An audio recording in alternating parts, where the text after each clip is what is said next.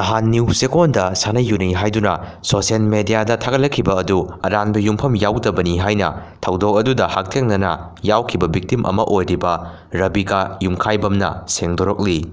PM Modi, Manipur Miyamda, Lan Krehizaba Wahi Sinatana, Atopa Wahi, Taninglam Godaba Mande, MP Bimola Koizam. Makata Rakpada Mahangna Sunasu Pongdokli, Prime Minister Modina, Manipur Laklabadi, Manipur Miyam na Mahak Pukaram na Okani Haibadu, Yingningi Haina, MP Bimona Pongdokli.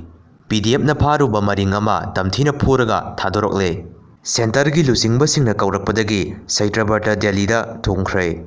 Numit Karani Asida, Political Development Soidana, Laklabayai, Numit Nini Humnidang, Maikisi, Speaker Toksom Saitrabarta. Pre-movement Yadringaida, Modi Lakani Haibagi, Mangoinana, UNC na, Kongjang, September Gitang Nipangi Ahingnong Yaidagi, Naga area Singda, Laloniti ki Posay Sing Putok Pusin Tauba, Tingnagani Lautokre.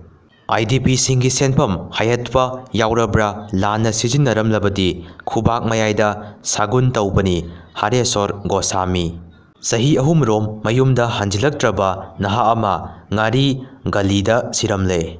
Kukizo Group Singa Suspension of Operation Su Sign Taunakre, National Highway to Imphal Dimapur Hangdokre, Manipur gi Apunba Saktam Kai Handaba Haina Nakan Ahumakta Yanaba Purakre.